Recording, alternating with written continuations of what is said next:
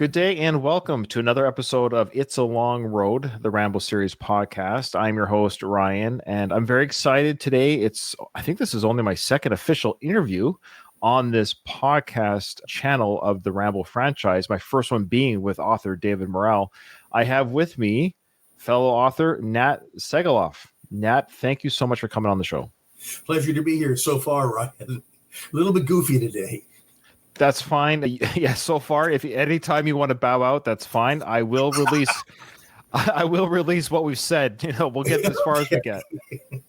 No, it's a real pleasure to have you on. And boy, I'm excited to get into this. I have 1,000 questions. I'll try to be concise. I'll try not to geek out because I'm just curious, Nat, first off, how did you get into the business of writing these books on franchises like The Exorcist, of course, Rambo, which we're going to talk about, Scarface? How is it you're doing this? How do you do it? I fell into it. I was writing books as anybody would who wants to be an author. I began as a journalist, and so the nonfiction books that I do are an extension of what I was doing for newspapers and radio and TV, only, of course, longer.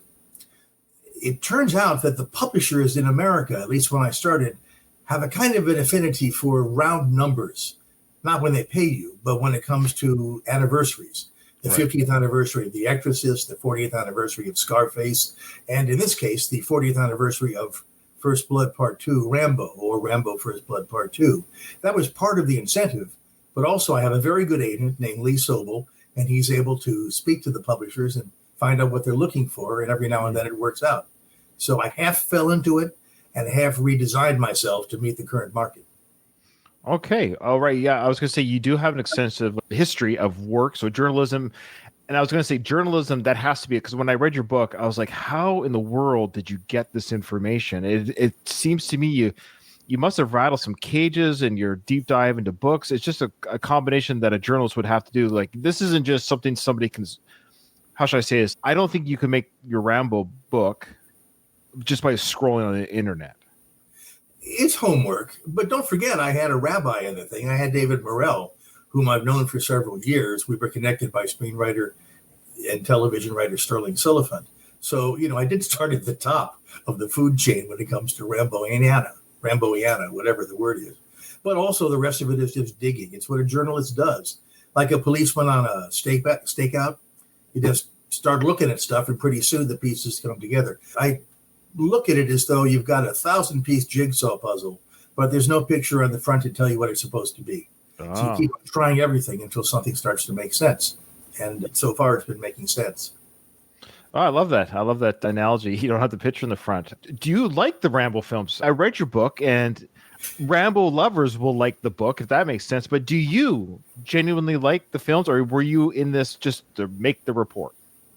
I like the first one, First Blood, 1982.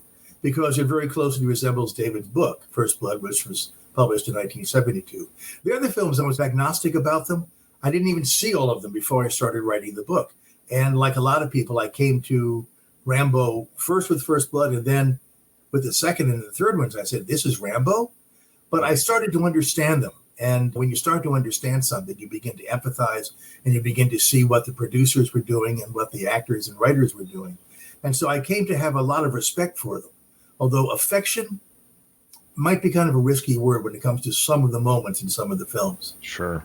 Okay, that's fair. No, I appreciate that. I appreciate your honest answer. It's just because, as you can imagine, Nat, the people listening to this podcast are Rambo fanatics. Not that you have to cater to them. We've heard our fair share of criticism, and we give our criticism to the films. I suspect probably some of the same criticisms you have, maybe as just as a film goer or film lover, we have with these films as well. But overall, we love the Rambo character portrayed by Stallone. We enjoy the action, the thrills. We can take off the thinking cap of some of the scenes, and the films overall just bring us joy. But you're right. Of course, First Blood, the first film, it's actually just a really good drama that happens to have action beats within it. That's true. And I think Stallone gets a really bad rap when it comes to acting. His performance in First Blood is phenomenal. Mm-hmm. And the more you watch it, in fact, even if you watch it with the sound off, he's conveying things with his emotions, with his eyes, and just with his body stature. The man is a much better actor than he's given credit for, and that he's been allowed to by some of the films he's been in since he became an action franchise.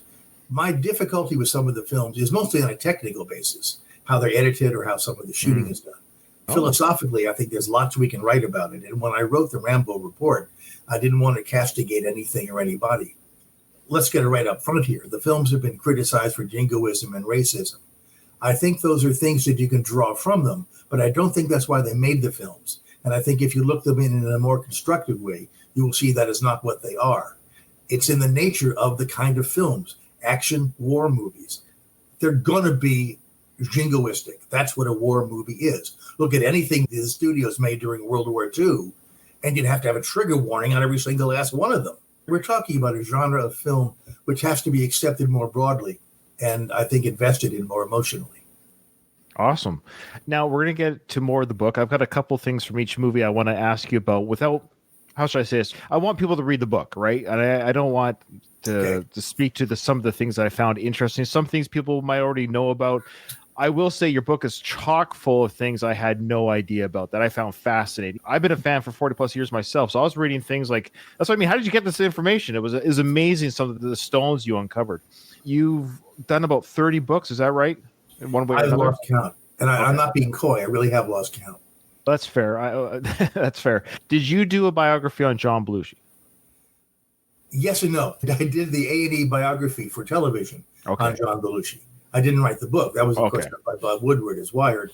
And then Judy Jacqueline Belushi, his widow, who we lost a few years ago, did a book called Samurai Widow, which is wonderful, and I helped her on that. Now, regarding Bob Woodward, do you have any overall feelings on him? Do you have any thoughts of him as a biographer? I think he's a terrific journalist. I'll go with what Judy told me about Wired. Judy said it was not false about John, but it stressed the bad stuff. It didn't talk about the good stuff. Okay. And that's why she wrote Samurai Widow. I never met John Belushi, but I had unique access because Judy had taped a lot of interviews with the people in John's life while the memories were still fresh. Some of those appeared on an MTV special. I was able to get use of all of them through Judy and her then husband, Victor Bizzano, who was an old college friend who brought us all together, and was able to use that and make the only really positive show about Belushi that only quickly mentions the shitty last part. Because you might have heard when Bill Murray was on Joe Rogan that he slammed Bob Woodward's book. He said that he found it completely inaccurate, cruel, and criminal. Murray said he read only 5 pages of the book and was so appalled by its portrayal of Belushi that he refused to read more, stating, quote, "You'd have to hold me down and burn my feet to make me read more of it." He criticized Woodward for relying on sources so far outside the inner circle and suggested the book's negative depiction made him question Woodward's credibility, even joking, "Oh my God, they framed Nixon." So he was friends with John. So that's what I was curious what your thoughts were on that regard. And that's, I think, what you're talking about is, I think Bill, being, of course, a close and personal friend of John, maybe did not like what he felt was cruel and inaccurate portrayal of John.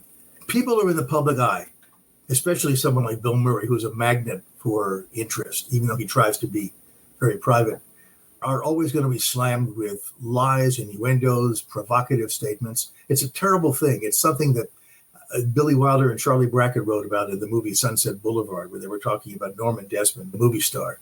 They said a dozen press agents working overtime can do terrible things to the human spirit. And when you're famous, just thank God you're not famous. The two comments that I got about John Belushi, one was from Mark Metcalf, who played Niedermeyer in Animal House. The other was from Jimmy Belushi, John's kid brother.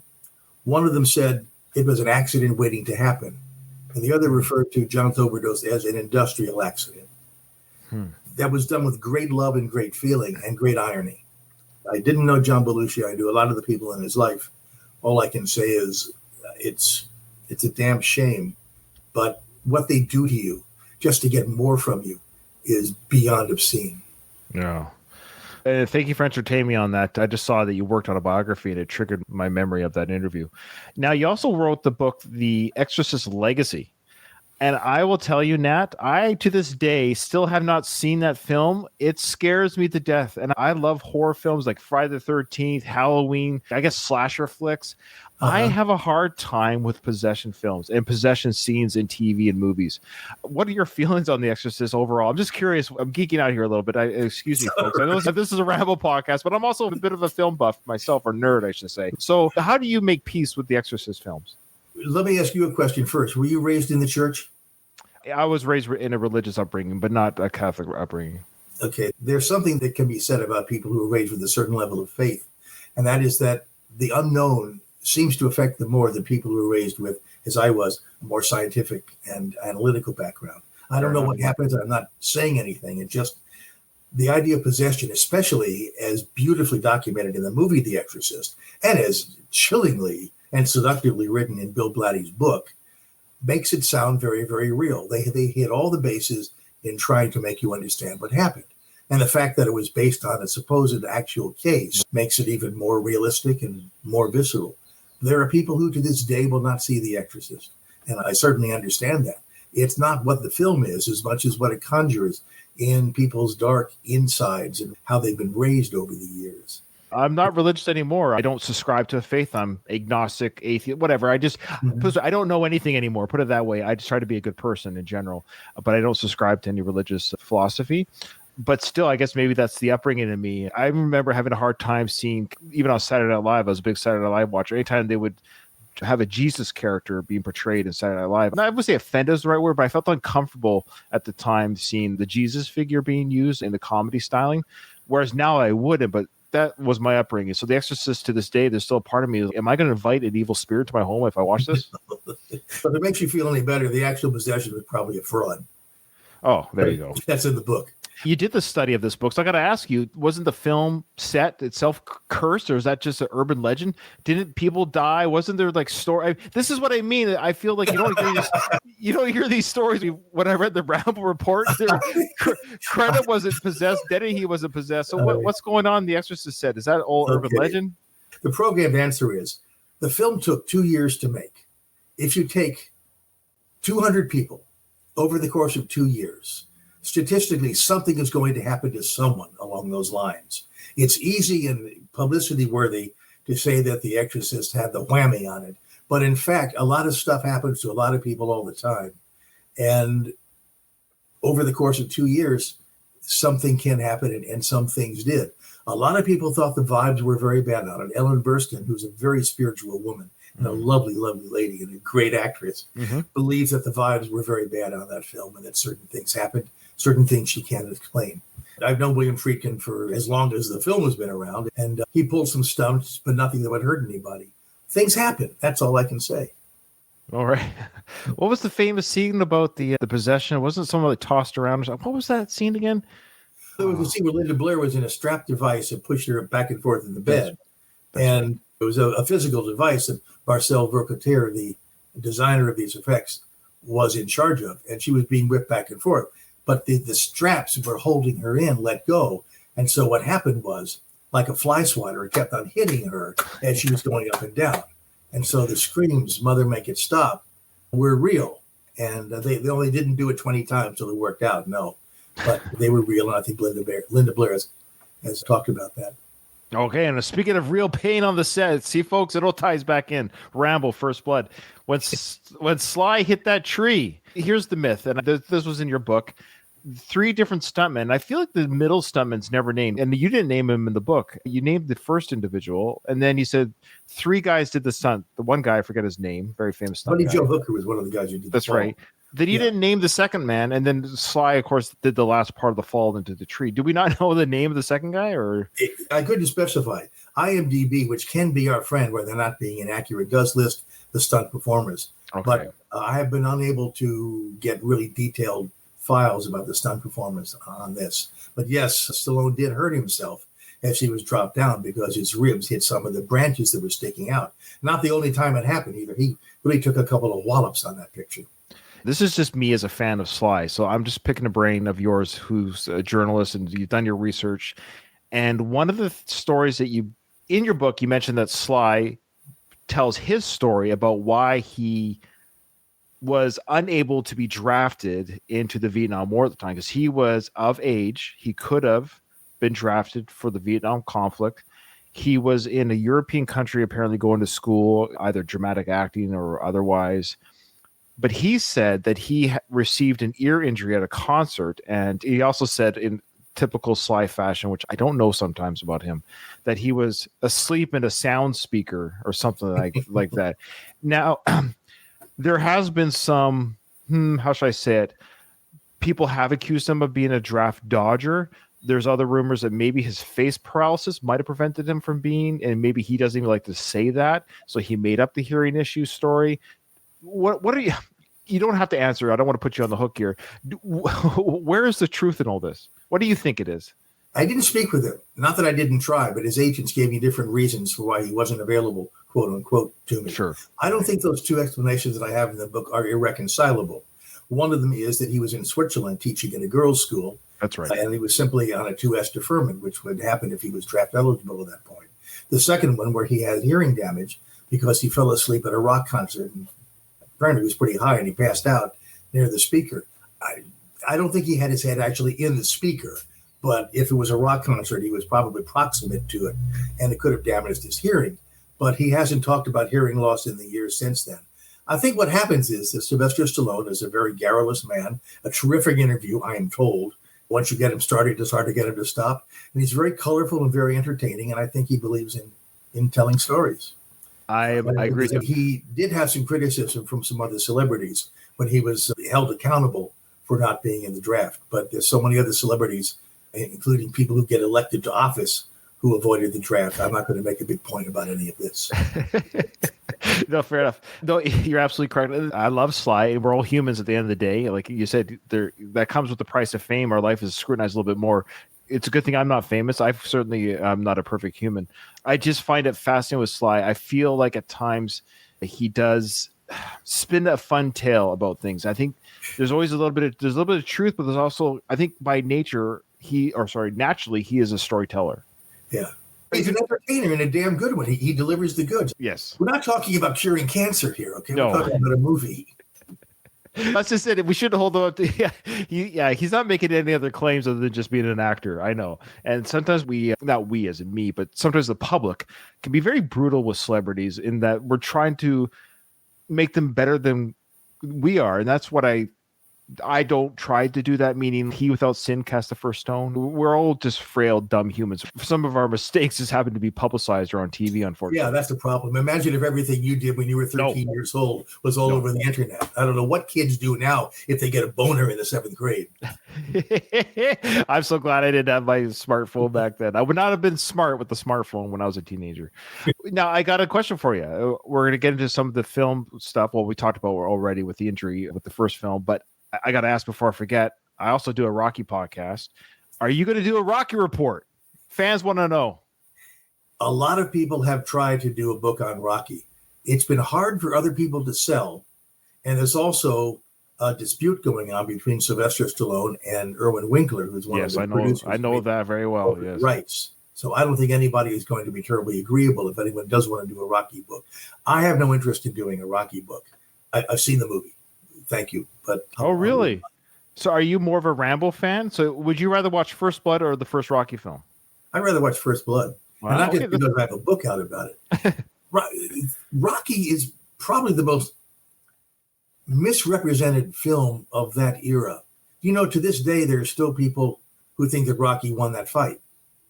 I know. He had to win because he was Rocky. In fact, that's something that John Avildsen, who is a friend of mine who directed the film, and I kept on talking about. People actually have their own kind of wish fulfillment about Rocky because he made such a strong impression. It's an important movie because of what it did for independent filmmaking, because of what it did to the whole structure of writing and directing. But it's not something that captivates my interest right now. No, that's fair. And I liked what you said in the book about Sly at the time. And you were very good to Sly. And I will say this, I seem to be raking him through the coals a little bit. I'm not. I think he's actually a really fascinating person.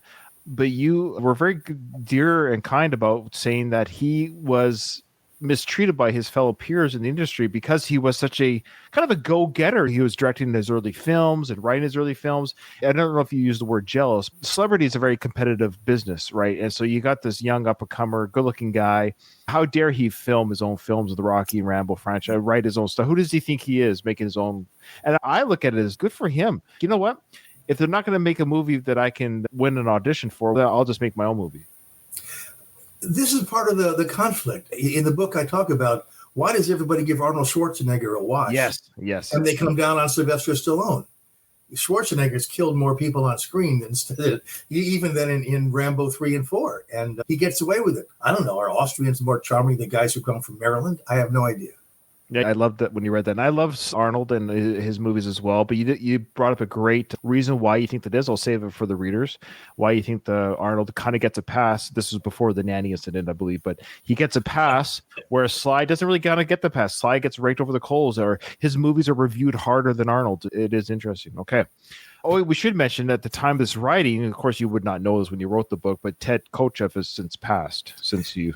Yeah, since the book came out, he was unavailable for an interview. He had a wonderful memoir, which I was able to quote in some of the commentary tracks on the DVDs, but okay. He wasn't available to talk to me, shall we say. Yeah. Hey, he passed at an older age. Good for you. He lived a full life, 92. That's a full life. So an incredible filmography, too. When you look at the range of things that he did, Westerns and First Blood and comedies, the man could direct anything. And a fellow Canadian. I'm a Canadian, by the way. So. Yes. Yeah. Yeah. All right. Rest in peace to Ted. Yeah, he did a great job, and he'll always be remembered, of course, for the Rambo fandom of the great work he did for this. I had not known that the weather was so terrible for the shoot. I'm from British Columbia. I'm in Ottawa right now, and I'm going back to my hometown. I'm in the military, and I'm going back to Victoria this summer. That's where I was born and raised, Victoria, British Columbia. And so Hope is very familiar to me, and Vancouver, of course, and all this. But I'm just surprised about the terrible weather they had. It must have just been bad luck and time. I know the weather can be cold and stuff, but it almost doubled the budget because of the weather delays. The weather delays. And also, I don't know if anybody ever looked at an almanac, but it's like the latitude where there's less sunlight every day.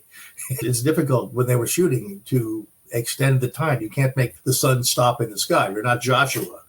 But they had a lot of challenges where they were shooting. Plus, the deep woods are so hard to shoot in. And the photography is just phenomenal, especially the blocking.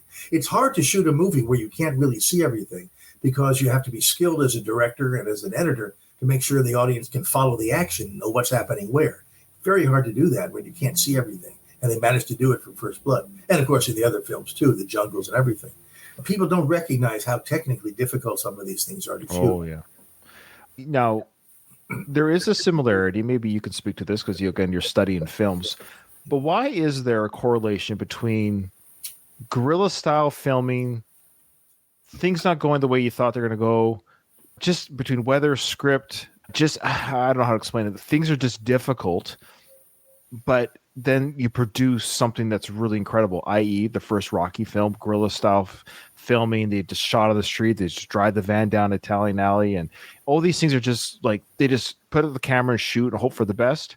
But as the films and the budgets increase and the stardom increases and the films continue, even though it's a more polished product, the films aren't as quote unquote as objectively as good as the first films, both in the Rocky and Rambo franchise, both as Sly stardom increases. But this happens in a lot of films. Why is that? Why is it when there's chaos behind the camera, so to speak, that the film could be almost a better film?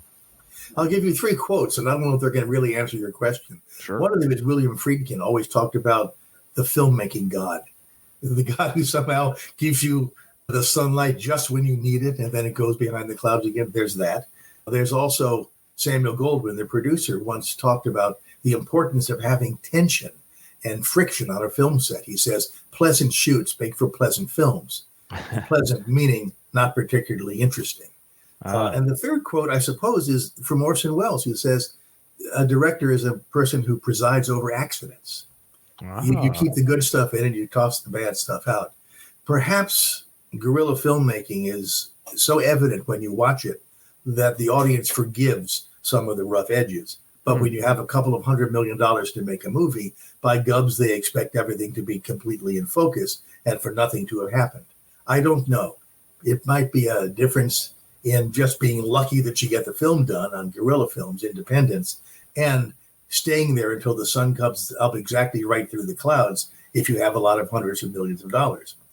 But it's a miracle when it happens. I've just done a book with Leonard Maltin called Every Movie is a Miracle, which pretty much summarizes how anybody ever gets to make a film done.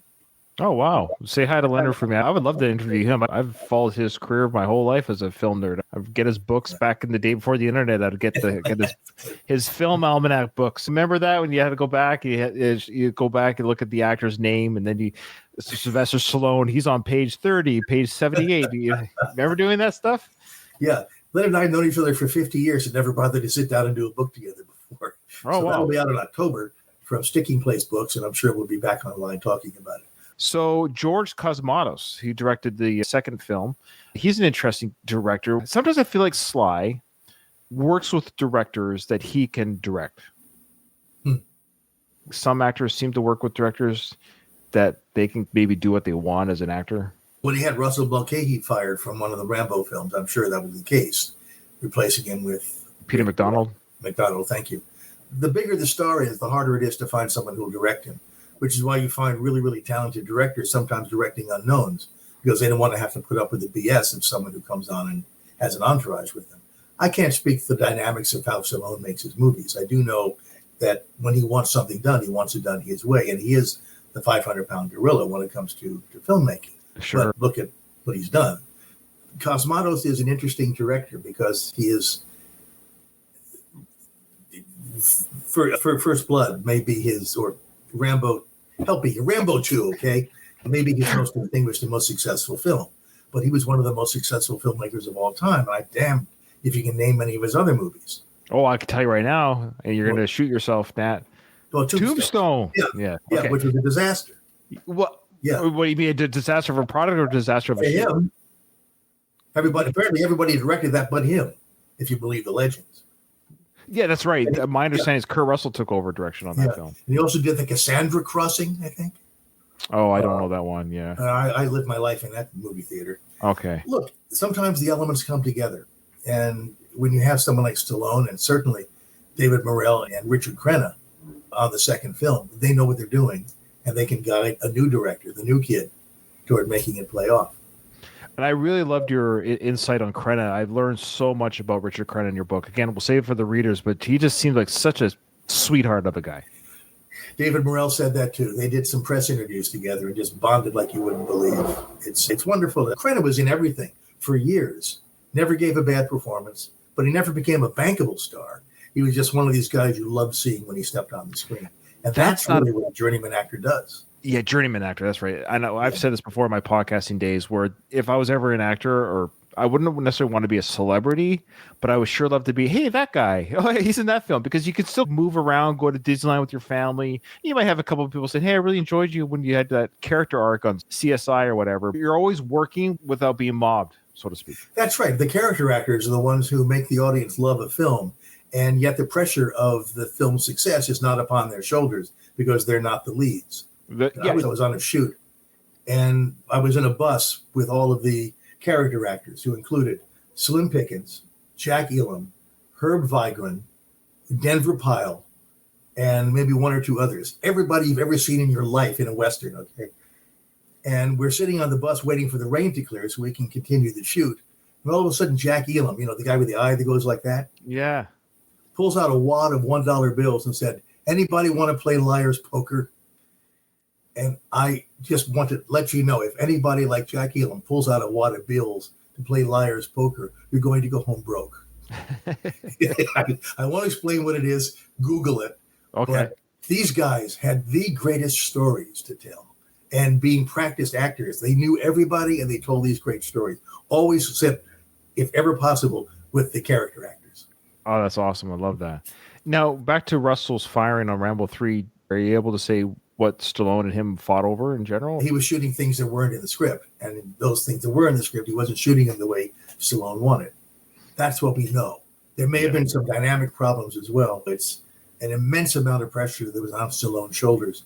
And I'm sure he wanted to make sure everything was done the way that he knew, because he knew the DNA of the character. Beyond that, it's only speculation. Sure.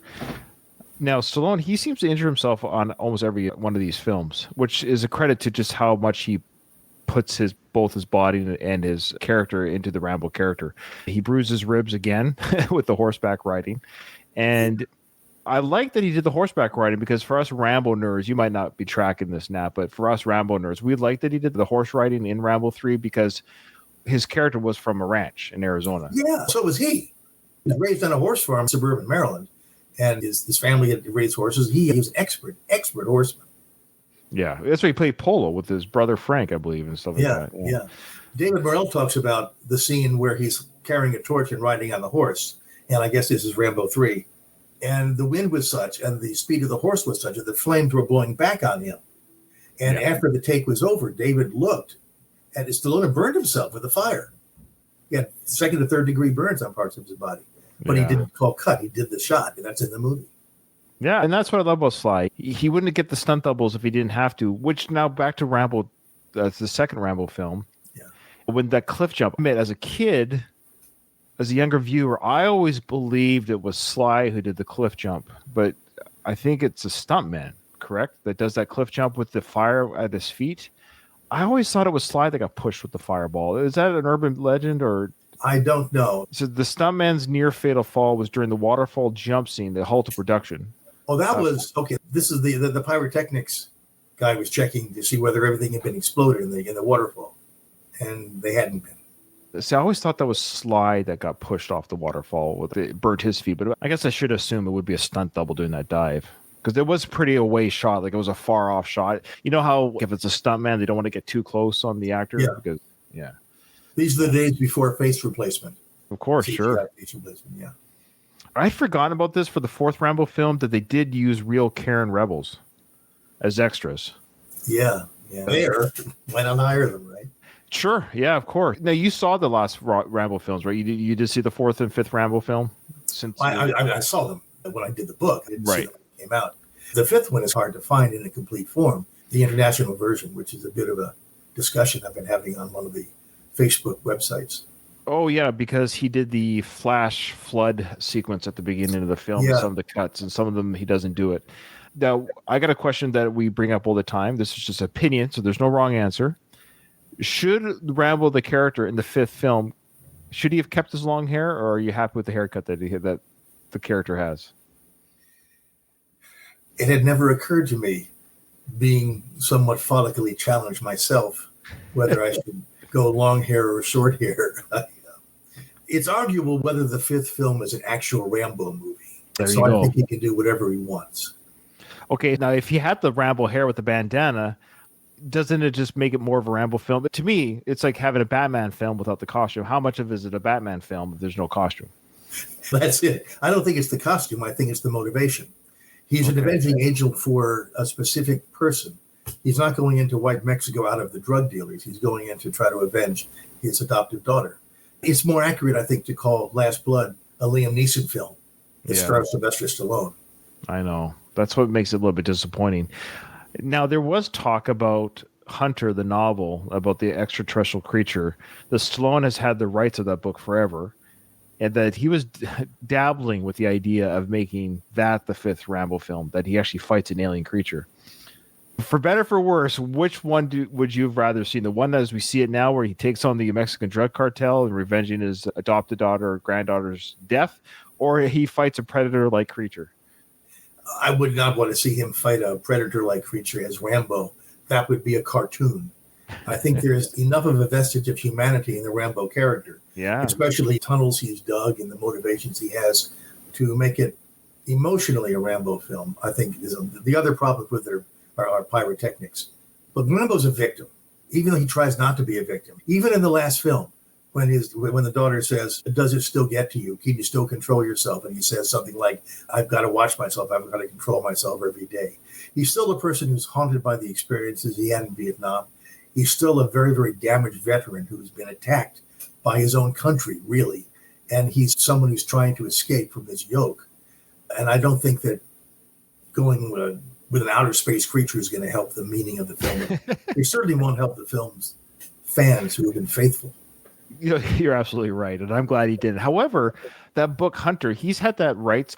I swear for at least 25 years. I bought that book so long ago on paperback because I'm such a Sly fan that I had heard through like Entertainment Weekly or what. This is pre-internet, I swear, where like Sly bought the rights to the book and he was going to do this, and I think it was almost in response to the Predator film that Arnold had done, and Yeah. as the Sly's wanted to do, and that's fine. I love their competition because it makes both their films better, I think. So, anyways, and I read the book back when he bought the rights, and I've been waiting forever. It's too late now, but I'm just glad he didn't do it for the Rambo film. I saw your bibliography here, and I see that you have a book coming out called "Breaking the Code." Now, excuse my apologies with the name here. Otto Preminger? Yeah, it came out last year. It's called Breaking the Code, Otto Preminger. Oh, I thought it's coming out this year. My apologies. No. Oh, it's already out. My dates are wrong. Out. It's out. It's from Applause Books. It's a bit esoteric. Otto Preminger made several films during the 1950s and 60s, which challenged the censor production code in America, the Motion Picture Association. Before it became the letter rating system we know now, they would actually go over every script and tell you what you could and couldn't shoot. And Otto Preminger pushed that to the very limits and helped end movie censorship in America. Oh. And the second half is a play called Code Blue that I wrote with a good friend of mine named Arnie Reisman, dramatizing the drama of what went on behind the scenes between Otto Preminger and Joseph Breen, who was the head of the production code, when Preminger decided to make a film called The Moon is Blue, which was a sex comedy without any sex, but with words that the production code didn't allow. It's a fun read, especially if you think Otto Preminger was a bit of a scallywag, shall we say. Sure. Okay, I'm going to have to fire my people for giving me the wrong dates on that. I don't know why. You're Canadian. You never fire anybody. That's true. I'll probably have to give them a raise. Okay. Another book that sounds interesting here, and I know this was already out, is The Naughty Bits, What the Censors, back to Censors. Yeah, what the Censors. That's more censor stuff, yeah. Yeah. Let's see if I happen to have a copy handy. This is a lot of fun. This takes up 53 or 54 classic movies and what the producers had to go through to be able to get them on the screen. Everything from The Sound of Music, which didn't require censorship, to Convention City, which all copies have been destroyed by the studio because it was considered so vulgar. It's a fun read, and the chapters are short, so you can read them in the bathroom. Sure, yeah. Okay, what was taken out of The Sound of Music? Nothing, but I had to put something in there in case the censors came at the door. Oh, okay. There was stuff taken out of, by the way, of the Ten Commandments, Cecil B. DeMille's biblical film of 1956. What was taken out of that? Interestingly, there's a scene at the very beginning where Pharaoh's armies are killing the firstborn of all the Hebrew slaves. Right. And there's a shot, which is still in the film, which shows a mother on the side of the frame crying, howling, because her infant has just been killed. And one of Pharaoh's men come out from behind a curtain with his bloody sword, wiping the blood off. Oh, wow. Even now, my heart seizes because it's what you don't see that makes it so powerful. And DeMille knew that. And the production code office said, you better tone it down. Yeah, I'm glad Rambo did that for us in the fourth Rambo film when he showed us children being chucked in the fire. So Rambo took care of that for us. Yeah, it's a very brutal film. That's a brutal film. That's a hard one to watch. And that's the only kind of criticism I have with the fourth film is, and I know that some cinemas actually banned the film because of its violence. And I understand Stallone defended that, saying, look, this is what's going on here. This is the atrocities. And I get it. I'm not trying to be glib here, but this is his Schindler's List for the Rambo character, meaning you wouldn't tell Steven Spielberg, hey, don't show that. Don't show the concentration camps. Don't show how brutal it was for those who were being killed and brutalized.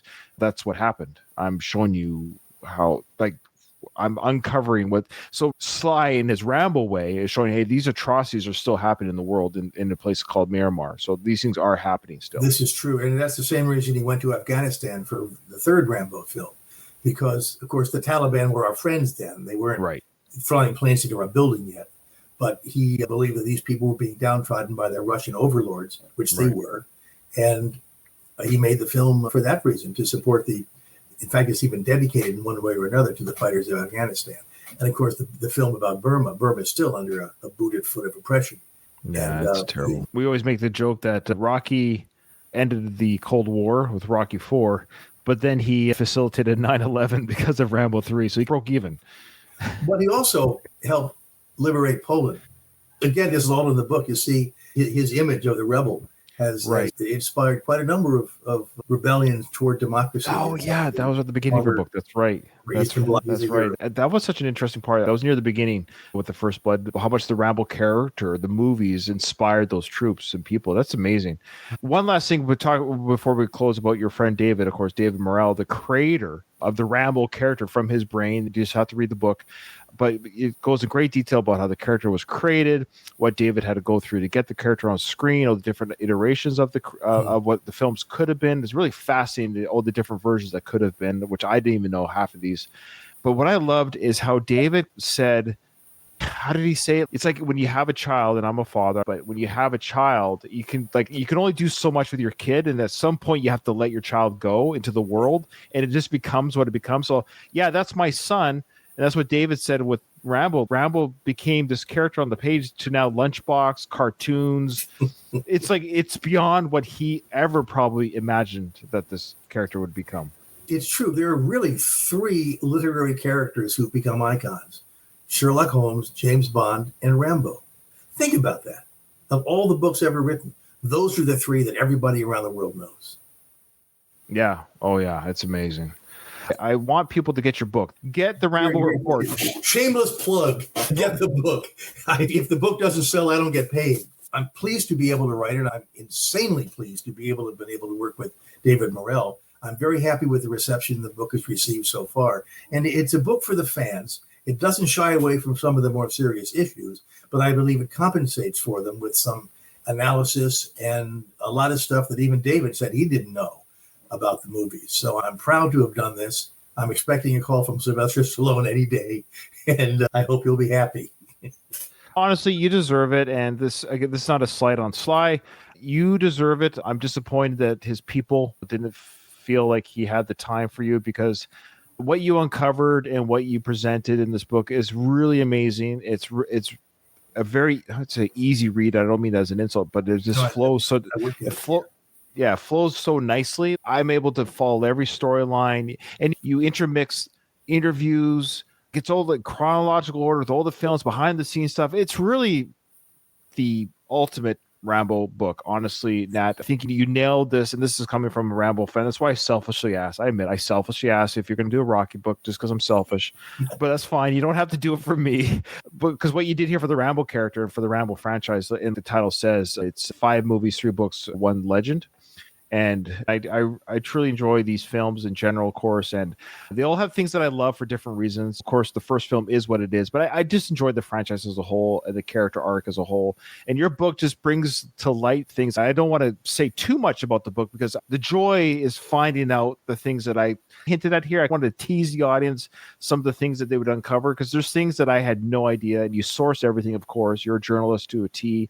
Now, what is next, though? In October, I have the paperback edition of The Exorcist Legacy coming out with a new chapter about Exorcist Believer, the movie that was released last year. Also coming out is a book from Pegasus Books called Bogart and Houston, Their Lives, Their Adventures, and the Classic Films They Made Together. Humphrey Bogart and John Huston, Maltese Falcon, African Queen, Treasure Sierra Madre. It's a real fun book about these 2 very different, very creative men. And then I just sold another book, which I'm waiting for the contracts on now, so I won't talk about it. And a few other things. I'm a writer. That's what I'm supposed to do. And I'm working at it. How many quotes do you have memorized? Quotes? You mean in terms of... during this interview, you're like Orson Welles said this. And how many of those do you have ready to pop out at any? I'm a very good after-dinner speaker. And importantly, I cite everything. I always give credit to the right quotes. But this is what you do. You're supposed to be entertaining. If I wasn't entertaining, we'd have a test pattern instead of an interview. Oh, is that the key? That's probably been the problem for my show. Being entertaining, I got to work on that. Nat, it's been a pleasure. I would like to thank Craig, of course, who interviewed you for his De Palma podcast. Yes. Craig and he's like my David Morrell, says we've worked together on podcasts, and he's an online friend that I have yet to meet in real life, though. He's a good guy. In fact, I just heard from him before signing on to see you. So, good. He gave you fair warning. He said, be nice to Ryan. He's not a bad guy. Don't let him scare you. Craig's a great guy. He's fantastic. And he loves Brian De Palma. And the same way I kind of love Sly in his movies. And this has been a real treat. And your book was a true treat to read. And I can't stress this enough to any Rambo fan listener to this podcast on YouTube and on the audio versions. Buy the book. Where would you want people to link to buy the book? Amazon is good. It's supposed to be in bookstores. So if anybody still has a brick and mortar bookstore anywhere, it's probably right on the shelf. It's unusual these days, but it is. Kensington is the publisher, and they're very aggressive about getting it in front of actual human eyes. Okay, take a look at your bookstores, folks. If not, go to Amazon. The Rambo Report, it'll come up right away. It's there, and it's the classic picture of Rambo putting the bandana on his head. So you can't miss it. It's the only one that looks like that. Nat, thank you so much for coming on. It was a true pleasure having you on and spending time with me and letting me geek out a little bit about films and Rambo and picking your brain a little bit. It was a treat. A pleasure here too, Ryan. Thank you.